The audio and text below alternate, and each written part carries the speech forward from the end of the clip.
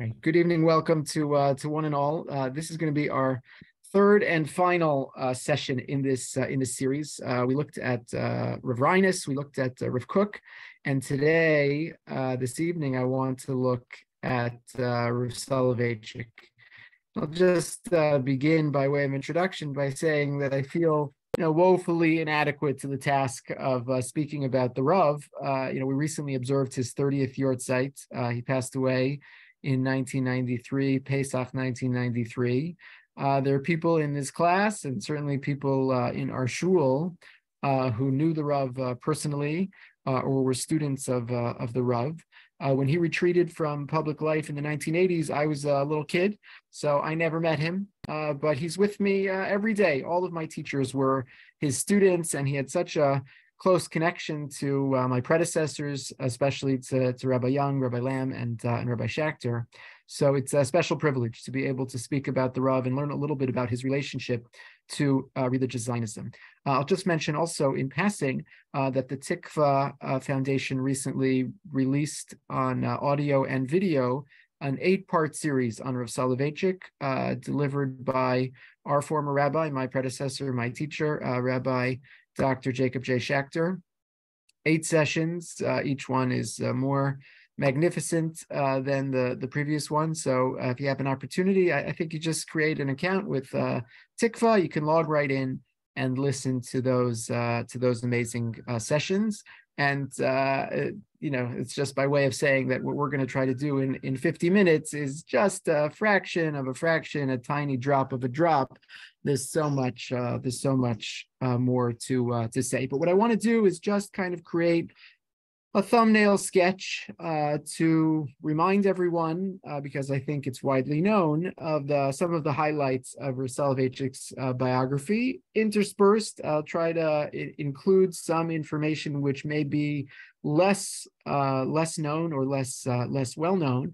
And then after providing that biographical sketch, I want to turn to Rav Soloveitchik's path, his journey. It didn't start out this way. His journey toward an ideal and an ideology of religious Zionism. So Yashav Ber, he has a lot of names: Joseph Dove and Yashav Ber and the Rav and Rav Soloveitchik. So Rav Soloveitchik was born February 27th, 1903 in Pruzhan, which was at the time Imperial Russia, later was Poland, and is today in Belarus. And he was born into a rabbinic dynasty. Everyone knows the Soloveitchik dynasty. His grandfather was the famous Reb Chaim Soloveitchik. His great-grandfather and namesake was Yosef Dov Soloveitchik, the Beis Halevi. His great-great-grandfather was Naftali Tzvi Yehuda Berlin, the Netziv, the Rosh Yeshiva of Volozhin. So his father was Reb Moshe Soloveitchik, and his mother was named Pesha, and she was actually a Feinstein. She was a first cousin of Rav Moshe Feinstein. His father came from a school of thought that was Lithuanian, and was very wedded to the idea that the world is the Dalet Amos of Halacha, and you study Torah, and that's the be-all and end-all of the conversation. And his mother came from a background that was much more open to Western culture and philosophy. His parents' marriage was actually a rocky one at the beginning. It was such a culture shock for Rav Moshe Soloveitchik when he moved in with his in-laws, which was the custom of the time after he was married.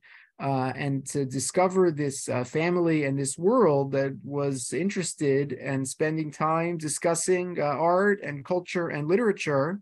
And he wasn't sure that he had made the right decision. At some point, he moved back and found his way into this family and into this world. I'll just share with you in source number 1, because we think of the Soloveitchik dynasty and we tend to fall into the trap of thinking of the paternal side of Rav Soloveitchik's background. It's just good to remember that the Rav himself said and wrote on a number of occasions that his mother played an extraordinarily important role in his life and his upbringing. This was a eulogy that he delivered for the Rebbitzin of Tolna, his Mechutin. And he wrote the following. He says, we have two Masoro, two traditions. Father teaches the son the discipline of thought as well as the discipline of action. Father's tradition is an intellectual, moral one. What kind of a Torah does the mother pass on? Most of all, I learned from my mother that Judaism expresses itself not only in formal compliance with the law, but also in a living experience. She taught me that there is a flavor, a scent, and a warmth to the mitzvos. I learned from her the most important thing in life. Pretty good if you say the most important thing in life. The most important thing in life, to feel the presence of the Almighty and the gentle pressure of his hand resting upon my frail shoulders. Without her teachings, which quite often were transmitted to me in silence, I would have grown up a soulless being, dry and insensitive. This is the world into which Soloveitchik is brought and brought up. He's recognized, as you know, very early on as a child prodigy. He studied privately with Melamdim, famously a Chabad Lubavitch Melamed at one point, and he spent years learning with his father. His early years were spent in Belarus, in Chaslovitz, where his father served as a rabbi, and it was there that he was introduced to the world of the Torah Shebaal Peh and the Talmudic method of the Briskers, and at the same time he had exposure to this world of Chassidut, which had again been foreign to the Litvak tradition of his ancestors. In 1924, at the age of 21, Soloveitchik entered the Free Polish University in Warsaw, where he spent 3 terms studying political science. In 1926, he came to Berlin and entered the Friedrich Wilhelm University.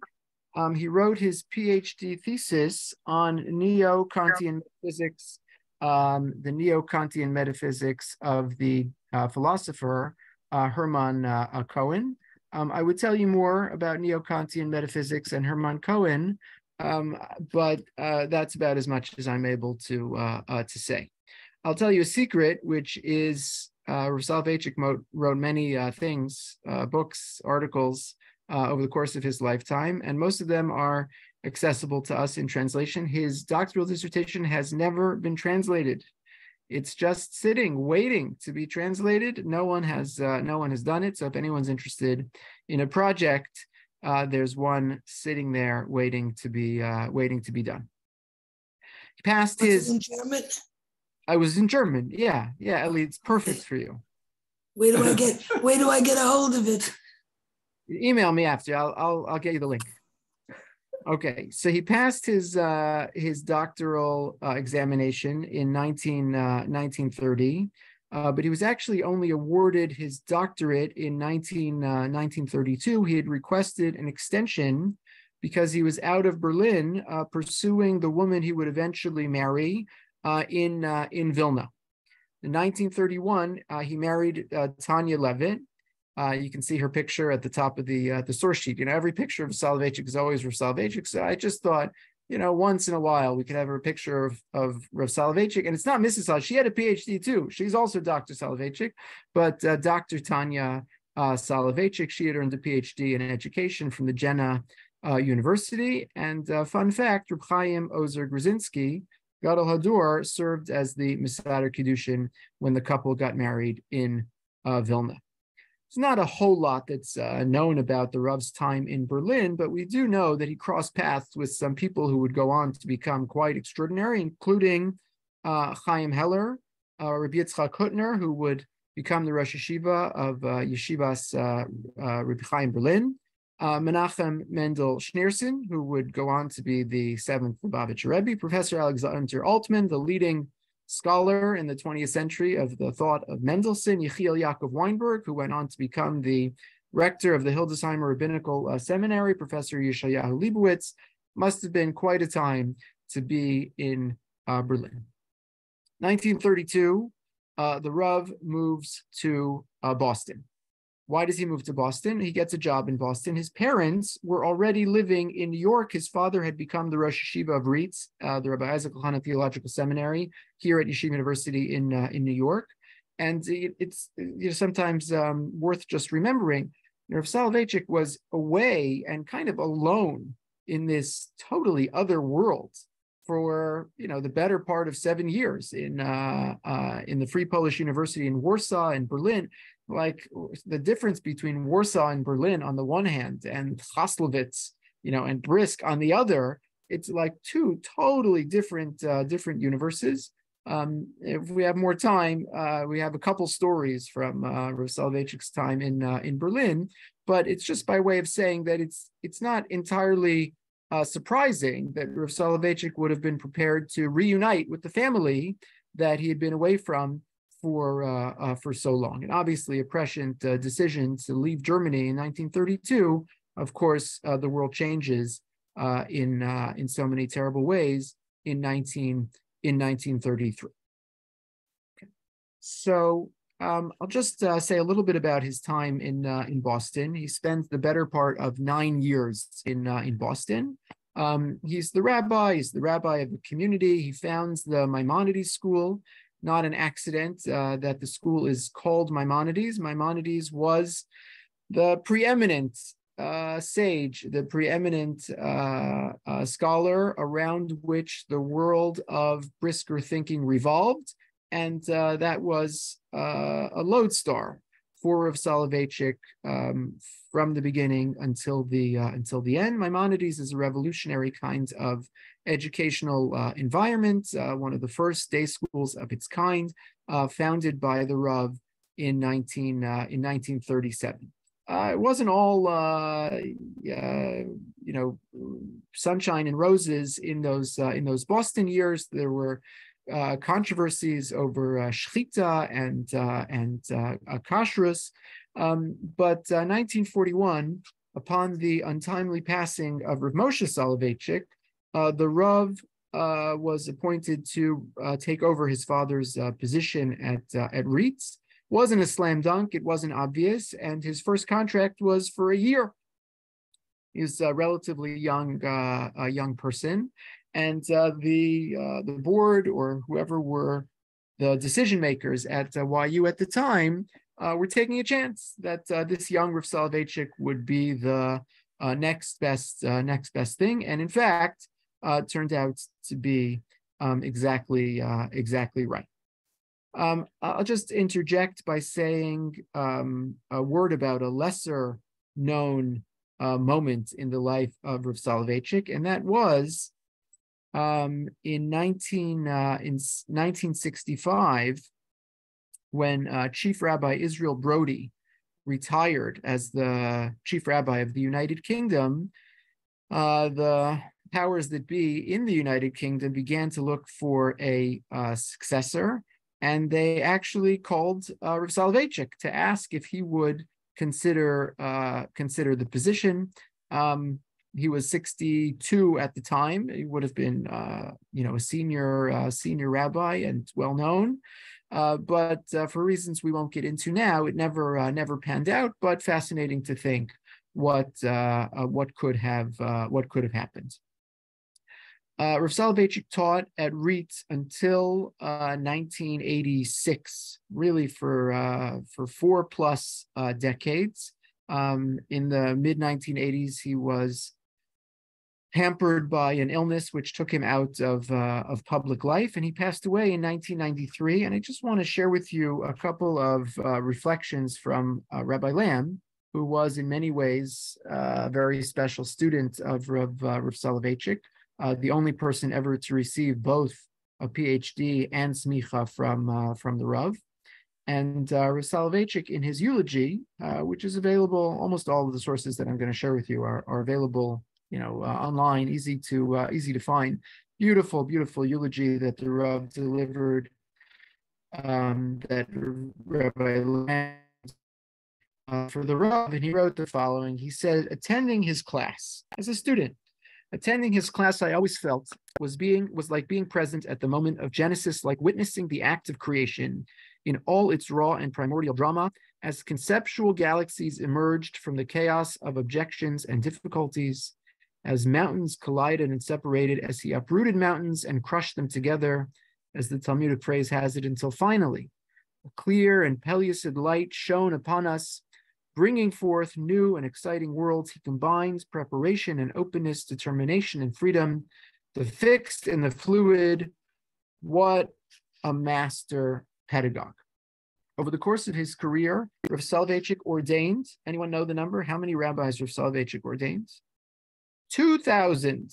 Okay, Rabbi Schachter mentioned in one of his classes, that is, to the best of our knowledge, more than anyone else in the history of the Jewish people.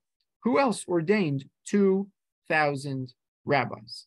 Okay, and that's just the ones who got smicha, right? How many more were the students who just studied with him for a year or two, or were in his shir, but then went on to become an accountant and didn't get smicha? How many more were the thousands of lay people that flocked to his public lectures and yortzeit shiurim over the course of these 40 plus years, when he would pack an auditorium with 1,500 people at a time and lecture for hours at a time? So the influence that he had on American Jewry, on diaspora Jewry, on world Jewry is really just kind of unfathomable, and really in many ways unmatched. I'll just share one further thought, which is to say that the synthesis of Torah and Mada inhered in Rav Soloveitchik, and this movement that is called modern orthodoxy, and this movement that thrives today, it's all built on the foundation of the Rav, and it's just it can't be overstated. It needs to be said and appreciated in its fullness. So let me pause here and begin to pivot to think and learn with you now about some of the Rav's contributions to religious Zionism. So I want to backtrack and intersperse a couple of biographical pieces into the story of Rav Soloveitchik's ideology and his religious Zionist ideology. So I mentioned that from 1932 to 1941, Rav Soloveitchik was living in Boston, and that is true, with the exception of a 4-month hiatus. In the summer of 1935, Rav Soloveitchik traveled to Palestine, to Mandatory Palestine, as a candidate to become the chief rabbi of Tel Aviv. The first Ashkenazic chief rabbi of Tel Aviv was Rav Shlomo Aronson. When he passed away, there were 3 candidates for his position in summer of 1935: Rav Moshe Avigdor Amiel, Rav Yitzchak Herzog, and Rav Yosef Dov Soloveitchik, who we know affectionately as the Rav. They each put forth a candidacy. There was a probah, there were tryouts, and there was a vote. And here's how the vote shook out: Rav Amiel, 22 votes; Rav Herzog, 10 votes; Rav Soloveitchik, 9 votes. Didn't work out. Rav Soloveitchik returned to Boston. Just share with you an anecdote from that summer. I actually mentioned one anecdote last week where Rav Soloveitchik learned about some of the effects Rav Kook had on the socialist kibbutz in Kinneret. But I'll share with you one other anecdote, which Rabbi Lamb mentioned in that same eulogy. It's in source number 4. So Rav Soloveitchik, is there for 4 months, and what does Rav Soloveitchik do when he's in Palestine? He teaches Torah. So at every shir, this is source number 4, at every shir that he gave, Rav Kook's son, Rav Tzvi Yehuda Kook, attended and listened attentively. Now remember, Rav Kook was ill in 1935 and passed away in September 1935. When Rabbi Shapira asked Rav Tzvi Yehuda Kook, the son and the heir to Rav Avram Yitzchak HaKohen Kook, when Rav Shapira asked Rav Tzvi Yehuda why he was doing so, why was he running around? He's a massive Talmid Chacham. Well, he's running around listening to this visitor from Boston. he said as follows. His father, Rav Kook, received Rav Soloveitchik, and they talked in learning. When Rabbi Soloveitchik left, the elder of Kook told his son that the experience of speaking with Rav Yoshev Ber Soloveitchik reminded him of his earliest years when he was a student at the yeshiva of Volozhin. Remember, Rav Kook, senior, Rav Avram Yitzchak HaKohen Kook, had learned with the Netziv and with Reb Chaim Soloveitchik. So he says to his son, like on his deathbed, he said, during the time that Rav Soloveitchik, it reminded him, right, of the time that he was a student of the yeshiva of Volozhin, during the time that Rabbi Soloveitchik's grandfather, Reb Chaim Soloveitchik, first started to give shiurim. I believe Rav Kook said that the power of genius of the grandfather now resides with the grandson, and therefore he said to his son, you should not miss a single shiur by Reb Yoshev Ber Soloveitchik. Okay. So doesn't work out, but glimpse into the early stirrings of Rav Soloveitchik's relationship to Palestine and ultimately to Israel. In an alternate reality, he almost was the chief rabbi of Tel Aviv. Okay. Now, back in Boston, in the 1940s, Rav Soloveitchik already began to have prominent leadership positions in the Agudas HaRabbanim. The Agudas HaRabbanim, the Aguda was at worst anti-Zionist and at best neutral on the question of Zionism.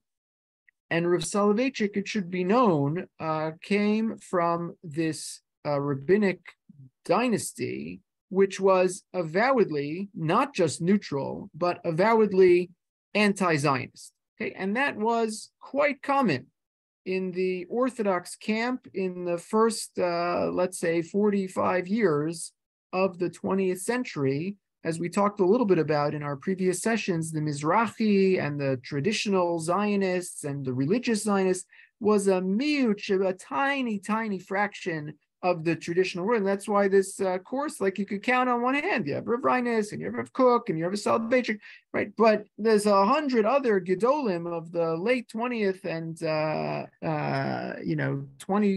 late 19th and early 20th century, who are just not interested for all the reasons that we talked about. How can you throw your lot in with a group of people who are led by secular Jews, not interested in Torah mitzvos? And what about the three oaths? And what about the general sentiment that we don't rush the end? And if you want to go back to Palestine, go back to Palestine, but you have to wait for Mashiach to start a national movement. It doesn't work this way.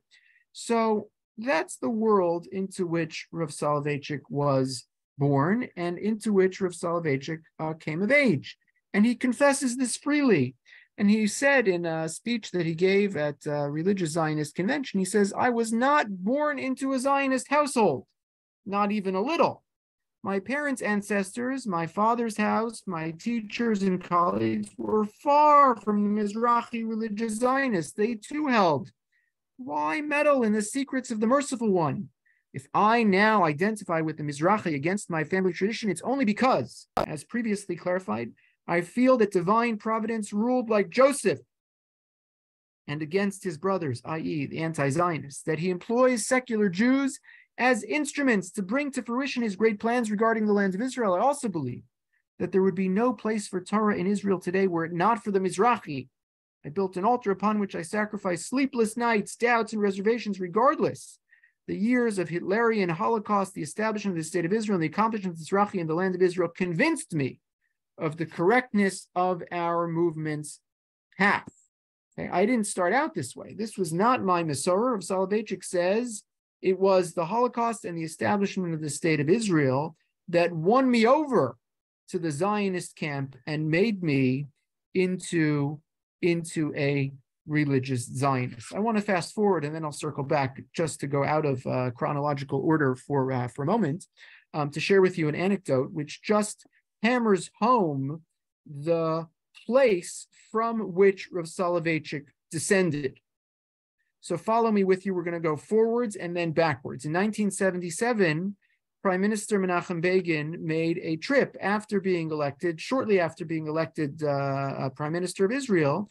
He made a trip to New York and he met with many prominent Jewish American leaders, including Rav Soloveitchik, and I have a photo of their meeting for you on the source sheet.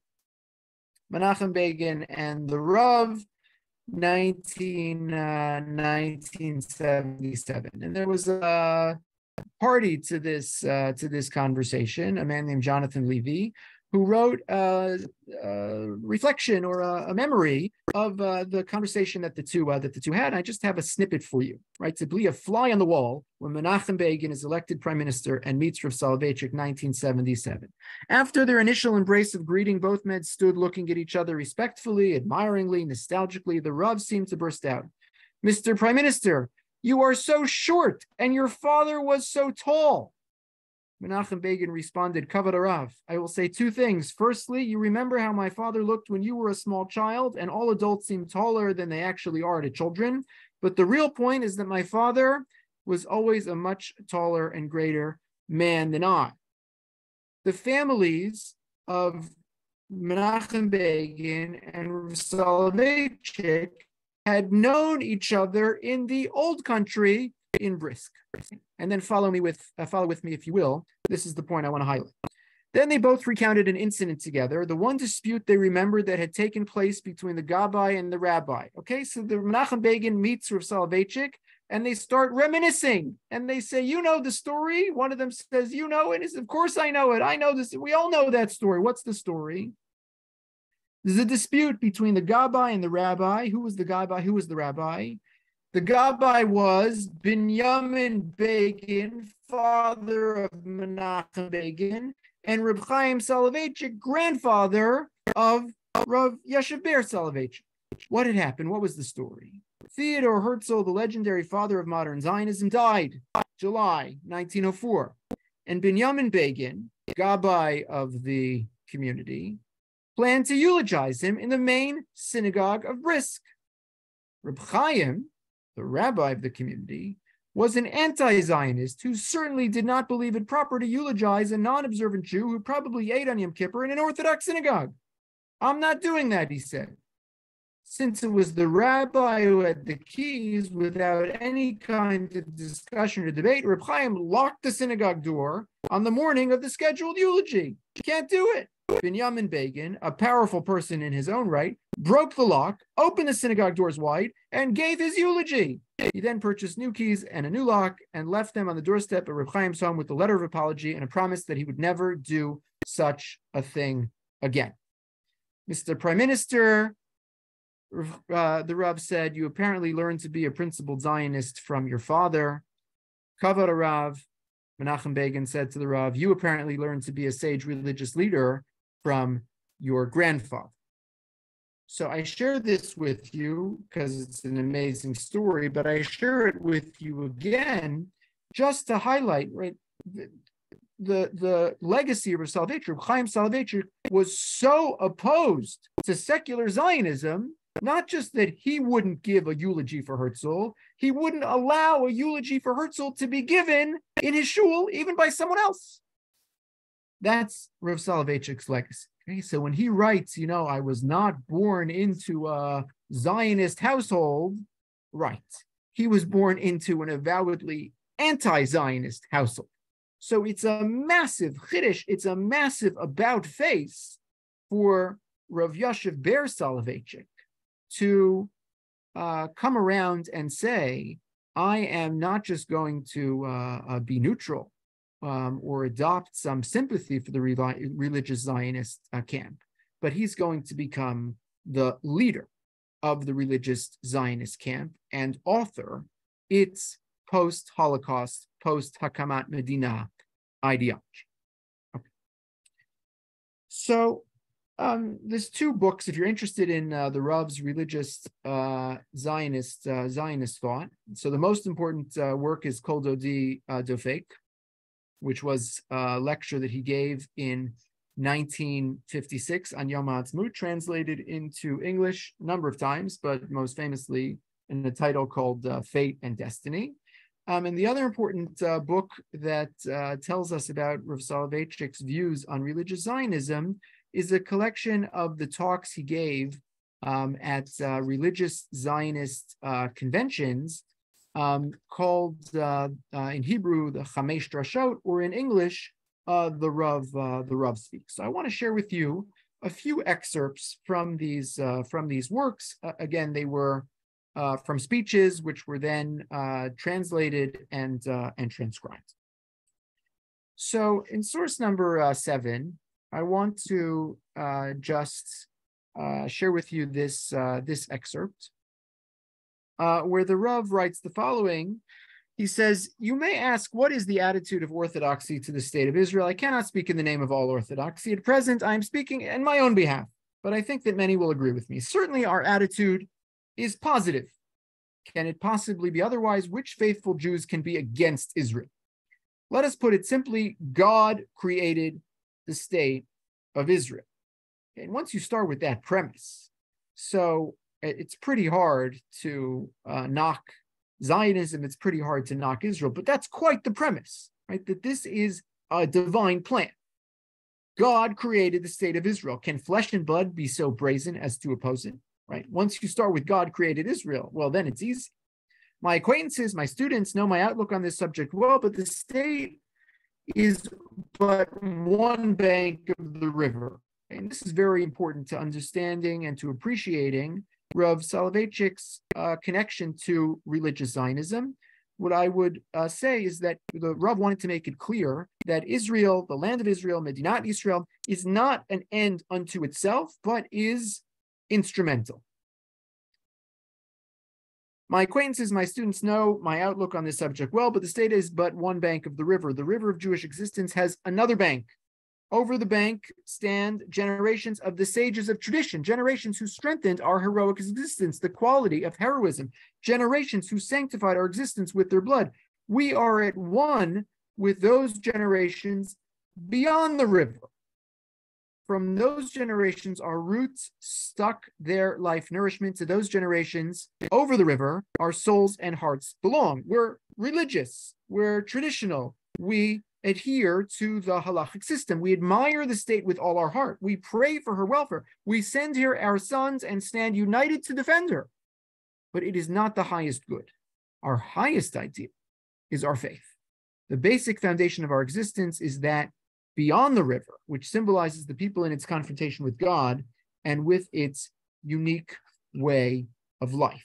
Okay, and so this is very important to understand. And you hear a little bit of polemicizing, which is to say, to be a Zionist, to be a religious Zionist, don't lose the forest from the trees. The goal is not Israel. The goal is Torah, mitzvos, a relationship with Hashem, and Israel can help us get there. We love Israel. We care deeply about Israel. We want to defend Israel. We're in favor of Zionism. We embrace it, but it's not the goal.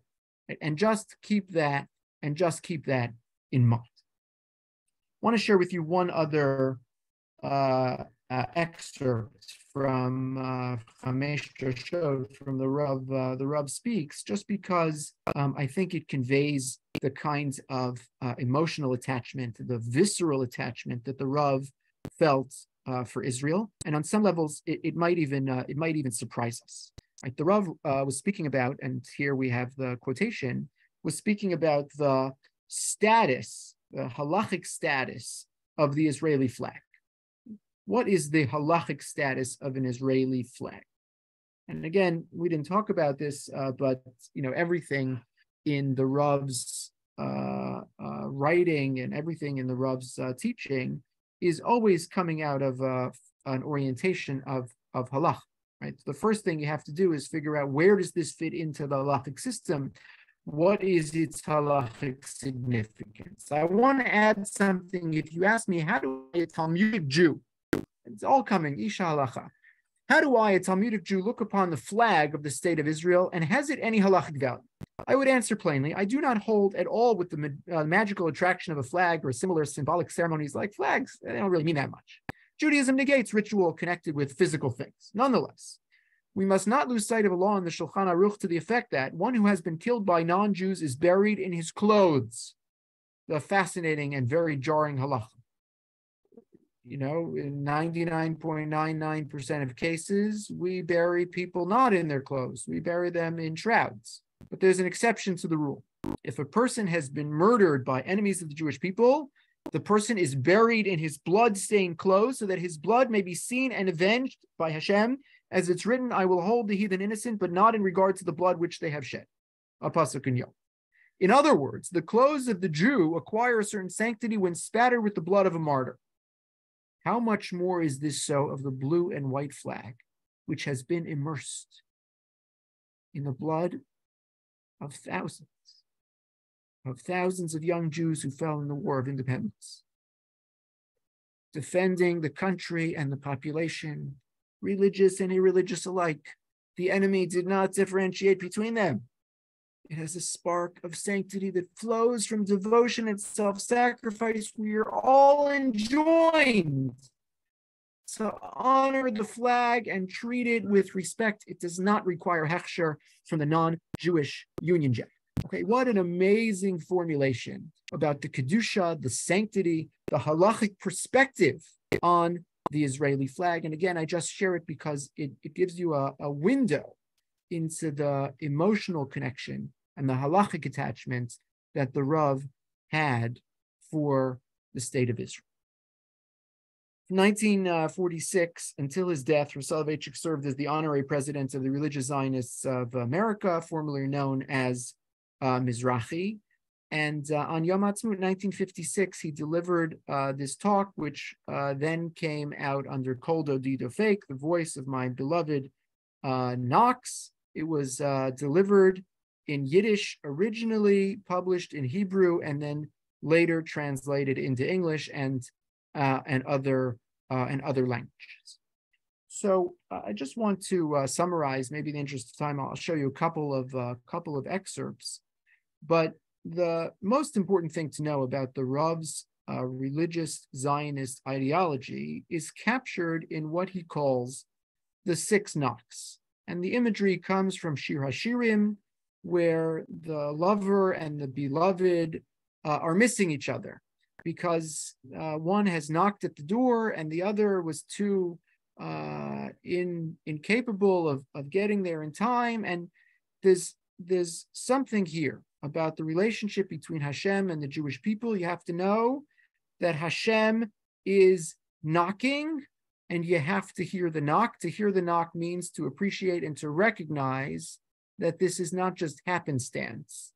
The founding of a Jewish state after 2,000 years of exile is a nace, it's a miracle, it's Yad Hashem, and you can't be oblivious to these 6 knocks. What are the 6 knocks? I have them for you here in your source sheets on source number 9, Fate and Destiny, 1956. I'll just read one introductory paragraph. 8 years ago, it's 1956. 8 years ago is 1948. 8 years ago, in the midst of the night of the terrors of Majdanek, Treblinka, and Buchenwald, in a night of gas chambers and crematoria, in a night of total divine self-concealment, in a night ruled by the devil of doubt and destruction who sought to sweep the lover from her own tent into the Catholic Church, in a night of continuous searching for the beloved. On that very night, the beloved appeared. The Almighty, who was hiding in his splendid sanctum, suddenly appeared, right? He was absent, the Hester Panim of the Holocaust and the horrors of the Holocaust. Now he appeared. The Almighty, who was hiding in his splendid sanctum, suddenly appeared and began to beckon at the tent of the lover, who tossed and turned on her bed, beset by convulsions and the agonies of hell. Because of the beating and knocking at the door of the mournful lover, the state of Israel was born. How many times did the beloved knock on the door of the lover? It appears to me that we can count at least 6 knocks. First, the knock of the beloved was heard in the political arena from the point of view of international relations. No one will deny that the rebirth of the state of Israel in a political sense was an almost supernatural occurrence. Both Russia and the Western nations supported the establishment of the state of Israel. This was perhaps the one resolution on which East and West concurred during the Cold War. I'm inclined, and this is an amazing line, I'm inclined to believe that the United Nations was especially created for this end. For the sake of fulfilling the mission that divine providence had placed upon it, it appears to me that one cannot point to any other concrete accomplishment on the part of the United Nations. It was here for one purpose only, to recognize and to declare that there is a state of Israel. Russia voted for the, what are the chances How could that be? That's Yad Hashem, number one, knock number one. Second, the knock of the beloved was heard on the battlefield. The first was political, military. The tiny defense forces of the state of Israel defeated the mighty Arab armies. What were the chances? The miracle of the many delivered in the hands of the few. Me'atim bi'ad Rabbi materialized before our eyes, and an even greater miracle happened. God hardened the heart of Ishmael and commanded him to go into battle against the state of Israel. Had the Arabs not declared war on Israel and instead supported the partition plan, the state of Israel would have remained without Jerusalem, without a major portion of the Galilee, without some areas of the Negev, right? This never could have happened. Who would have predicted? Look at the statistics. Look at the firepower, tiny little Israel. They were counting the bullets. They were counting the bullets because they didn't have enough ammo to fight the battle against their enemies. The second knock was the military victory and its utterly miraculous nature. Third, the beloved also began to knock on the door of the tent of theology, and possibly this is the strongest beckoning. And you have to remember, Soloveitchik is a philosopher. He's a theologian. So this is very important to him. I have on several occasions emphasized in my remarks concerning the land of Israel that the theological arguments of Christian theologians to the effect that the Holy One is taken away from the community of Israel its rights to the land of Israel, and that all the biblical remarks relating to Zion, Jerusalem now refer in allegorical sense to Christianity and the Christian church. Supersession, right? Just look at history. For 2,000 years, the Christians said, come on, you're the chosen people. If you're the chosen people, how come things are going so badly for you and so well for us? We're the chosen people. You guys, your time has passed, right? We're in charge. We have all the power. We have all the authority. And you are the lowly, persecuted. You're nothing. You're the old story. We're the real story. One must have a broad familiarity with theological literature from the time of Justin Martyr down to the theologians of our day to comprehend the full extent of this marvel by which the central axiom of Christian theology was shattered. You can't say it with a straight face anymore. You can't say, oh, you're despised and you're bereft and you're abandoned. And that's how we know that Christianity is actually the superior religion. The argument is gone because we're not alone and bereft and totally helpless anymore. Now we're sovereign and autonomous, and we have a land called Israel, knock number 3.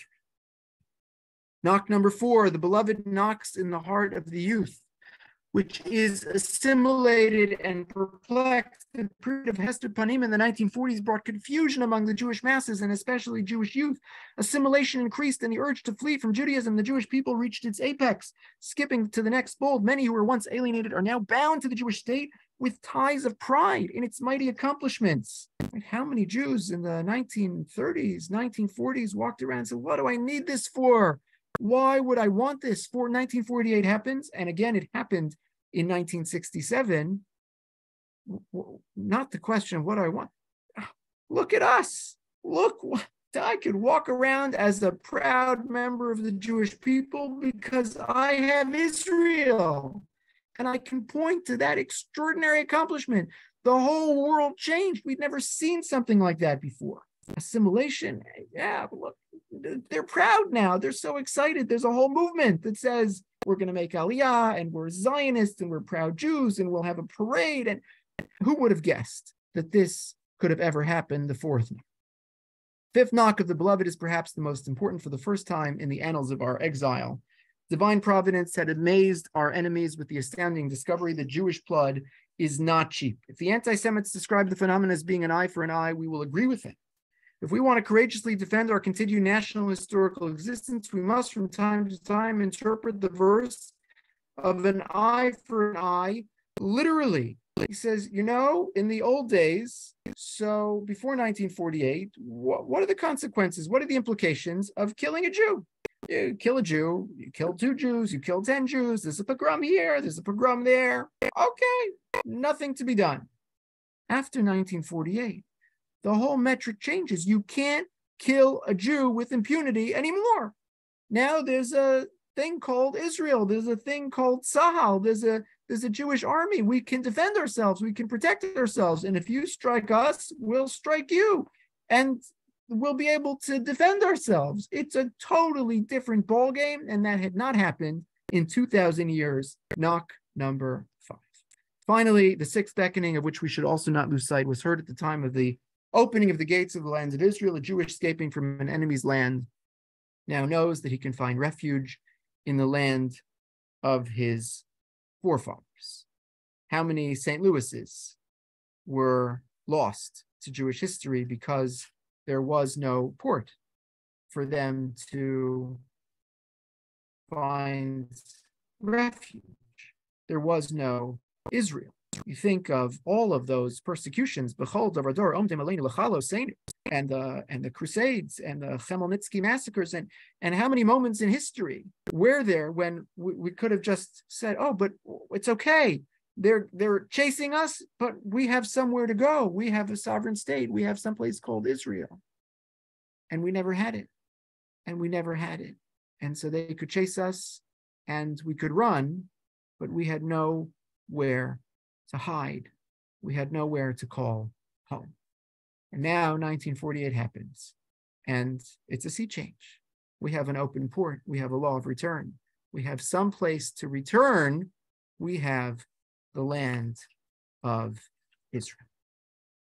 There's much more to say, but I want to conclude with just a couple of final points. One important footnote, it's not a footnote, it's a primary note, is to say that the Rav was very wary of Messianism.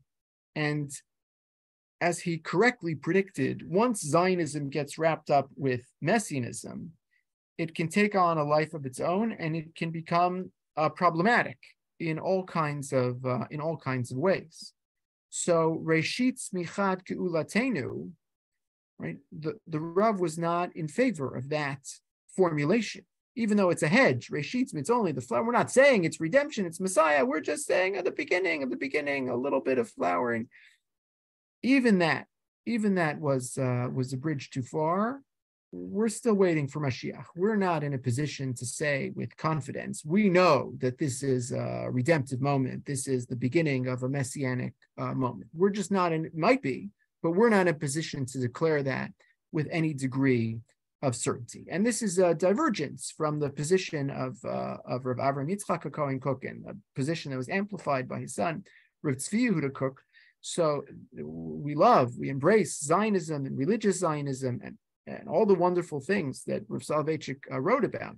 But there comes a point where it stops, and the Rav says, but it's not messianic. Let me conclude with one final, maybe if we have time, 2 final notes. Back to his biography. In 1959, following the death of Chief Rabbi Yitzchak Herzog in 1959, Rav Soloveitchik was a candidate to succeed him as the chief Ashkenazic rabbi of Israel. And at the time, this was a big deal. And people were talking about whether this would actually happen and would it be considered seriously, and would Rav Soloveitchik leave America, fulfill the dream of Aliyah, and become the Ashkenazic chief rabbi of Israel. And I have for you in source number 10, where a number of years later, the Rav was interviewed, and the interview asked him, we know the story. A few years back, you were considering the position of chief rabbi of Israel, and you withdrew and didn't become the chief rabbi of Israel. Why didn't you consider? He says, by nature, I am a teacher. Moreh Malamed, I know nothing of administering offices. I flee from ceremony, presentations, and the press, and especially from politics. I had initially hoped to separate the spiritual ideals of this position and its technical political needs. I had hoped that I could dedicate my time and energy to spreading Torah and knowledge of God, and I was ready to answer the call for such a position. However, developments in the situation, political complications in the recent past about the electoral process convinced me otherwise. Under such circumstance, I do not see myself as a fit and proper candidate to be appointed to such a great position, neither from my physical state nor my mental preparation. I'm a malamed, I'm a teacher, and there's too much politics here. It's a political appointment. It's a political position, and in the end, it's not for me. Okay, it was actually just around that time that Ben Gurion had visited New York and visited Yeshiva University. That's Professor Rabbi Dr. Belkin, the Rav, and David Ben Gurion. Last source, I won't read it for you because we're out of time, but it's a response to a letter by a teacher written to Soloveitchik, I think in 1967, following the untimely death of Rav Soloveitchik's wife. Rav Soloveitchik never went to Israel. He was there. He visited Palestine in 1935, and he never returned. So it's not just that he didn't become the chief rabbi. He never even went for for a holiday. And this woman, Miriam Shiloh, was a teacher in Givat, Washington, in Israel, wrote a letter to Rav Kook and said, I use your book. I teach it to my students, your 6 knocks, Kol Dodi Dofei. It's amazing. It's inspiring. We don't have the letter, but one can surmise that this is what she wrote. And she said, we're waiting for you. We're here in Israel. Why don't you come? Why don't you join us? You just convinced the whole world that Israel is miraculous and we can't ignore the knocking, and it's Hashem's plan and it's Hashem's voice, and he's knocking and he's waiting. And why, Rav Soloveitchik, don't you come to Israel? And his letter is quite stunning. He writes, you can see it in source number 11. Again, I'll just summarize it for you. He says that, the Gemara talks about something called the Kippah Shel Cheshbonot, Sha'ayta Chutz L'Yerushalayim. There was a money changer, and it was outside of Jerusalem, wasn't allowed to be in Jerusalem.